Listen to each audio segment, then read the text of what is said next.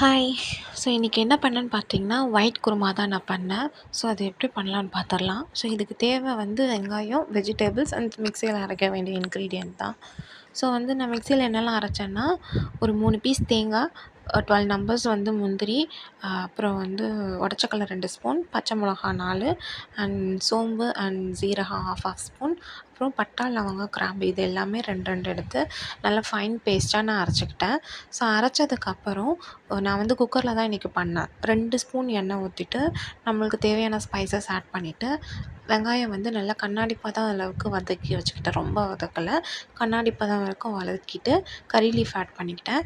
So கறி leaf add பண்ணதுக்கப்புறம் mix பண்ணிவிட்டு ஜிஞ்சர் கார்லிக் பேஸ்ட் வந்து ஒரு ஸ்பூன் ஆட் பண்ணிக்கிட்டேன். நல்ல பெரிய ஸ்பூனுக்கு 1 ஸ்பூன் ஆட் பண்ணி அதில் பச்சை வாடை போகிற வரைக்கும் நல்லா வதக்கிக்கிட்டேன்.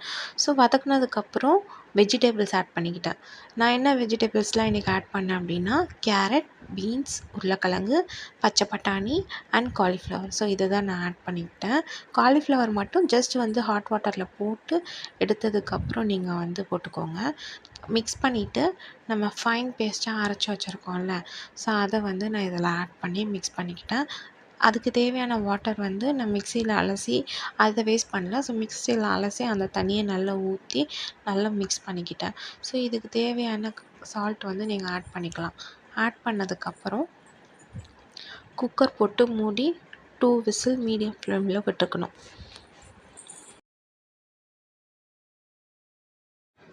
விட்டதுக்கப்புறம் குக்கர் சூடு ஆறுனோடனே ஓப்பன் பண்ணி பார்த்தா நல்லா எண்ணெய் பிரிஞ்சு நல்லா வெஜிடபிள்ஸ்லாம் நல்லா குக் ஆகி சூப்பராக ரெடி ஆகியிருக்கும். ஸோ இதுக்கப்புறம் நீங்கள் எதுவுமே பண்ண வேணாம். கறி லீஃப் மட்டும் கொரியாண்டர் லீஃப் மட்டும் ஆட் பண்ணிவிட்டு சப்பாத்தி, பூரி அண்ட் வெஜிடபிள் பிரிஞ்சிக்கு வந்து வச்சு சாப்பிட்டிங்கன்னா சூப்பராக இருக்கும். இன்றைக்கி எங்கள் வீட்டில் வந்து மைதா சப்பாத்தி அண்ட் ஒயிட் குருமா தான். சூப்பர் டேஸ்ட்டாக இருந்துச்சு. கண்டிப்பாக நீங்களும் ட்ரை பண்ணி பாருங்கள்.